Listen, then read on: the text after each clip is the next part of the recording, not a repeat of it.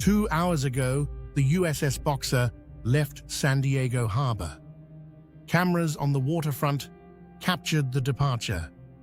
A Navy spokesperson described it, in official language, as routine operations in the Indo-Pacific for routine training. The USS Boxer is a WASP-class amphibious assault ship carrying 2,200 Marines from the 11th Marine Expeditionary Unit based at Camp Pendleton. It departed 3 weeks ahead of schedule. Its crew shortened their leave to expedite the timeline. It is accompanied by the USS Portland and the USS Comstock. And according to 2 U.S. officials who spoke to NBC News on condition of anonymity, its ultimate destination is the Middle East, not the Indo-Pacific. This is not the first such deployment. Days earlier, the USS Tripoli and USS New Orleans, operating in the Philippine Sea, were redirected from Japan toward the war zone. When the Tripoli group and the Boxer group both arrive, they will add approximately 5,000 Marines and sailors to a region where the United States already has roughly 50,000 troops engaged in Operation Epic Fury. President Trump, asked Thursday whether he was sending troops to the region, said, "No, I'm not putting troops anywhere. If I were, I certainly wouldn't tell you, but I'm not putting troops, and we will do whatever is necessary to keep the peace." The USS Boxer left San Diego the same day he said that. The Pentagon called it routine. 2 officials said otherwise. That gap between what is being said publicly and what the ships are actually doing is the most important story of Day 21. What an MEU is actually built to do, and why options for use matters to understand what the Marine deployment actually signals. Yet you have to understand what a Marine Expeditionary Unit is built to do, and why sending 2 of them to a war zone simultaneously is never described accurately as routine training. An MEU is a self-contained rapid response force. It is designed to project power from sea to land within 6 hours of an order. It carries infantry, armor, artillery, helicopters, and in the case of the Boxer, F-35B Lightning II jets with vertical takeoff and landing capability. It can execute amphibious landings, evacuate American citizens from hostile territory, seize and hold strategic objectives, and establish lodgements for follow-on forces, including special operations units. NBC News reported that CENTCOM requested the additional forces specifically because, in the words of a U.S. official, part of the plan for this war was to have Marines available to provide options for use. That sentence is the most revealing official statement about the deployment's purpose yet disclosed. It is not describing defensive positioning. It is describing optionality, the deliberate prepositioning of forces capable of ground operations, so that if the president decides to exercise that option, the capability is already in theater.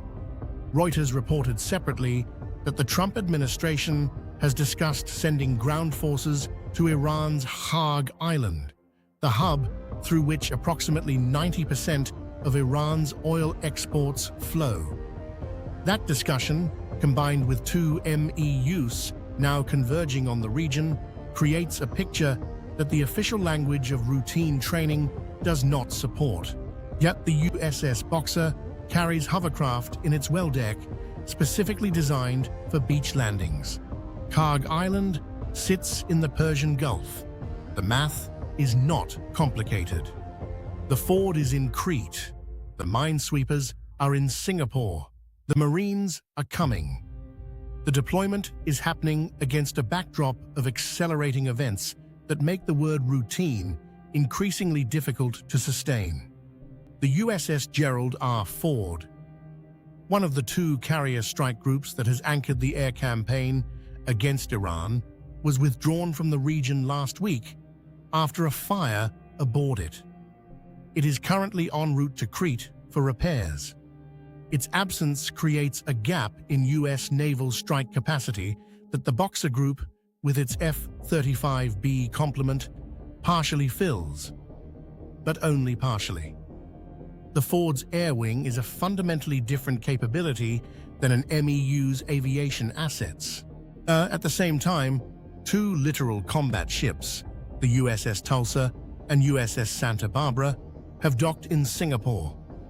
The U.S. Naval Institute reported they are potentially headed to the Middle East for mine-sweeping duty in the Strait of Hormuz, which Iran has effectively closed since March 2nd through a combination of sea mines, drone attacks, and missile strikes against commercial shipping. More than 20 tankers, cargo ships, and other vessels have reported incidents in and around the Gulf since the war began.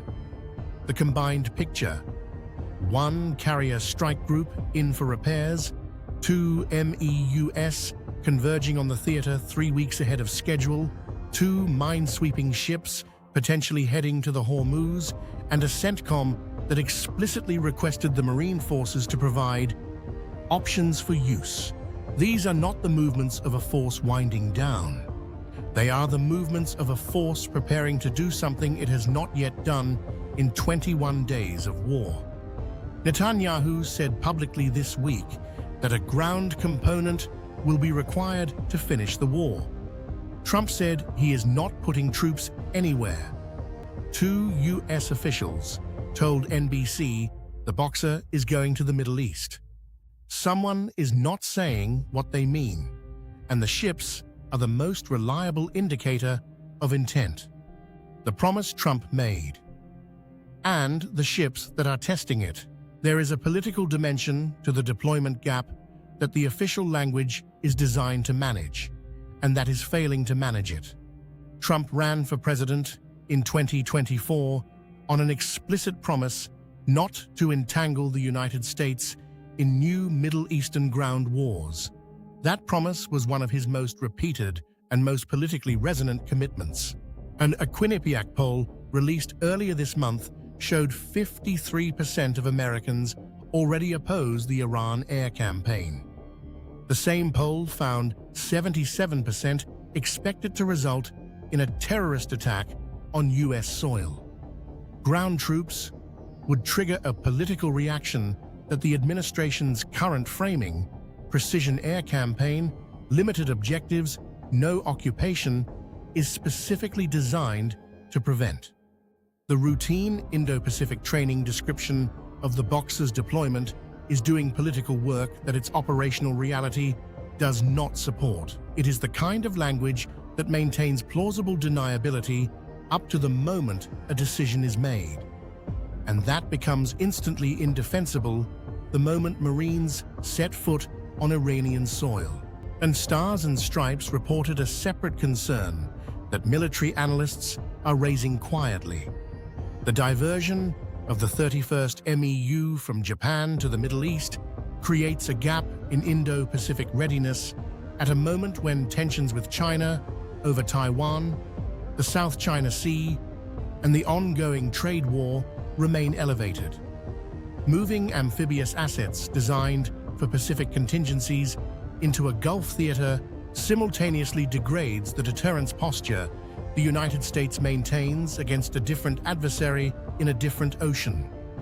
Two MEUs heading to the Middle East, the Ford in Crete for repairs, minesweepers in Singapore, 50,000 troops already in theater, a president who says he is not sending troops, a CENTCOM that asked for Marines to provide options.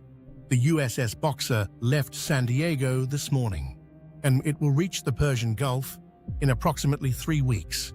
By then, either the war will be over or the options CENTCOM requested will be on the table. And the table, for the first time in this conflict, will include the capability to put American boots on Iranian ground.